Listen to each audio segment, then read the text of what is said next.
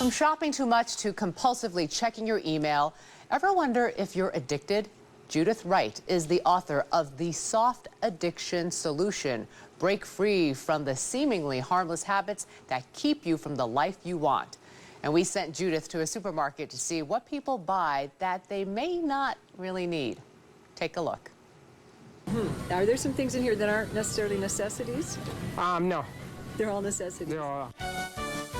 Do you have any things in this cart that are kind of a guilty pleasure or a little something you don't want to do with? Fresh Parmesan, right here. Yeah, yep. right there. I think I'm searching for something to fill the stressful day, something that's not a necessity, but that makes me happy. Yeah. Thanks, sweetheart. Here we go, more SpongeBob potatoes. Judith Wright, good morning. Good morning. Okay, how does buying Snickers or ice cream, stuff I don't need, but I want, it makes me happy, how is that keeping me from the life that I want? Well, they seem seemingly harmless, but they really aren't, because they're substituting for the deep we really have. When I was interviewing people in the grocery store, what they really were looking for is a way to take care of themselves, a little treat, something to relax at the end of the day, but instead it was kind of a numbing ritual.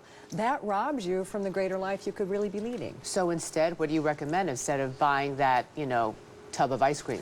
When you want that tub of ice cream, you probably really want comfort. Maybe you need a hug or a talk with your honey or a little chat with your girlfriends or beautiful music or a good book. There's things we can add to our lives that meet those deeper needs that don't put us in a trance or in a zone. Okay, but isn't some of it okay? Like, what defines soft addiction? How do you know if you have a soft addiction? And I'm assuming soft addictions are all bad. They're not, well, they do, they rob you. So it's not that you could have to get rid of all these things, but you have to change your relationship with it. It's overdoing these simple, ordinary activities, whether it's over shopping, getting lost in the internet, over gossiping, checking your Facebook page 100 times a day. Those things start taking your time, your money, your resources, and they're robbing you from the greater life you really should be living. So how do I know if I'm doing too much of this? How do you define that? Are you hiding it? Would you be embarrassed if people found out about it? Do you get kind of in a trance or a zone, kind of checked out when it's happening?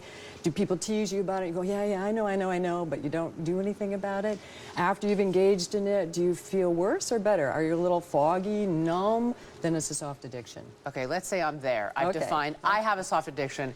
How do I fix it? How do I combat it? Well, you and at least 91% of Americans admit to having soft addiction. So part of it is admitting, I have a soft addiction. And then once you're aware of it, look at what am I hoping the soft addiction would give to me? What is that deeper hunger that I have? If I'm on Facebook, maybe I'm really hungry for connection and belonging. And then I need to add things to my life that actually meet that. It could be getting together for lunch with my friends, having a little chat, actually having face-to-face time rather than Facebook.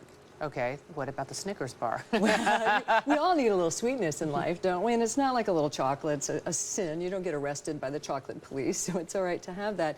But are there other ways you could have sweetness in your life?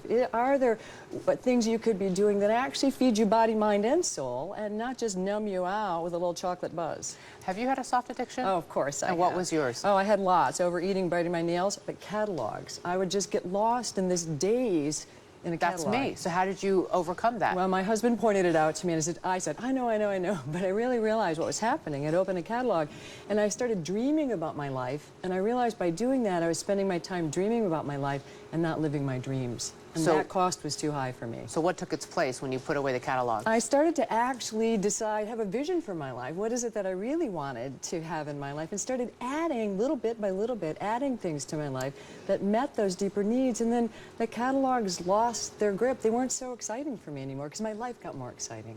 Interesting. Judith Wright, thank you. Thanks. To find out if you have a soft addiction, take a quiz on our website, earlyshow.cbsnews.com.